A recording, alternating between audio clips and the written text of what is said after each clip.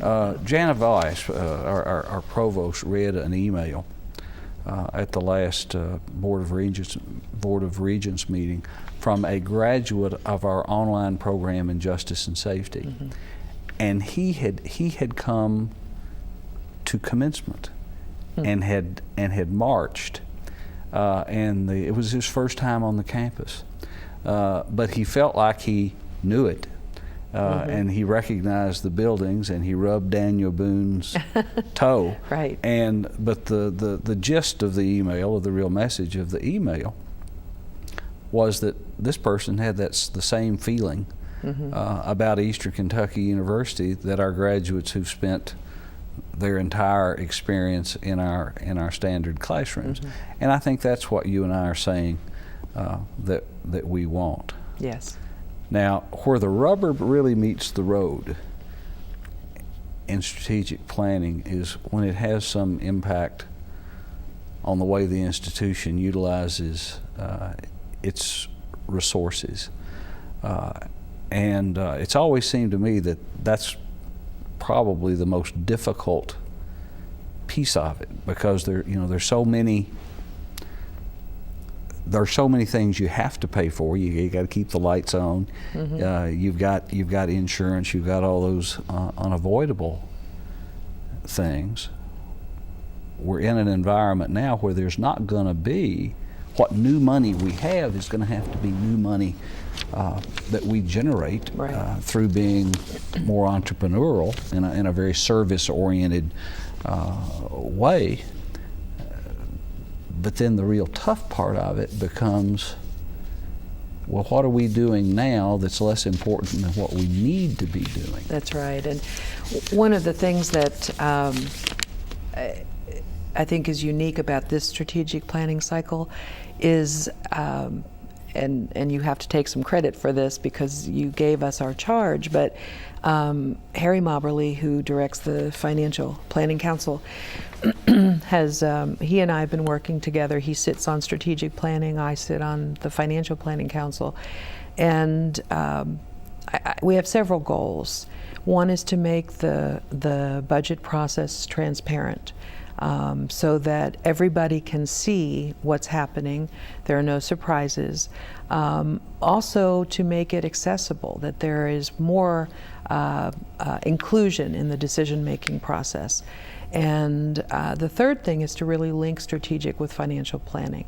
And what that means, and it is very difficult to do, and I think we feel good that we've made some progress this year. We're not where we need to be.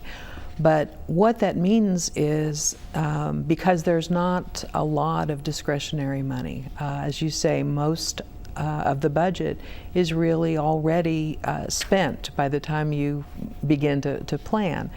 But what funds we do have, if we really do link strategic and financial planning, then that means we articulate our priorities and we put money where we say, with what we say are our most important objectives. And so, for example, this year we have considered a number of spending requests and discussed them in the open and voted, and for the first time there, in at least my history here, there was representation around the table from all parts of the university, from new professors, people who'd been here for years and years, from staff, from students, and chief among the success of linking financial and strategic planning is that we've got to be able to put the needs of the university before our own pet needs. I have not heard a spending request that wasn't a good idea. So it's not a matter of that. But it does mean that we're serious about prioritizing. We're serious about, once we do that, saying, that's a good idea, but this is where we have to focus right now. It's hard for people to sometimes put the things that are near and dear to their heart aside and say, no, This is really what's best for the university. But that's what will get us to a successful linking of strategic and financial planning.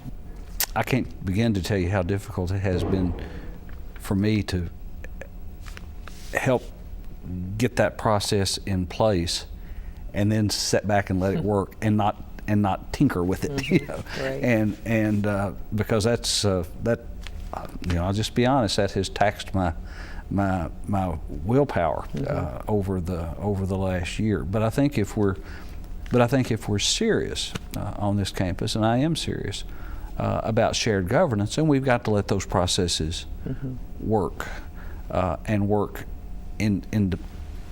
independently. Yes. You know, ultimately it all winds up on my desk anyway. So I just have to be patient. But while it's been difficult for me to do that, it's been very gratifying to watch it work. I think one of the reasons it has worked as well as it has. You tried to give me some props. I'll reciprocate. You know, you and Harry have done a remarkable job with those two councils. But all of the feedback that I've received as a result of those two marathon joint sessions that the two councils had have been very positive, and they've been about the transparency and about the understanding. And some of the people that I've spoken to have said, "Hey, I was disappointed, but I can't criticize the process." They were disappointed because something that they had put forward didn't rise to the top, but they understood it. And see, I've always been one that has believed that on a university campus, not 100% of the people, but that this is a place full of smart people. And since they're smart people, I've always believed that if people understand why a decision was made,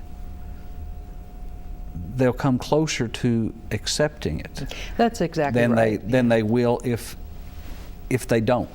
Right, and I think that's the environment in which we're trying to work, and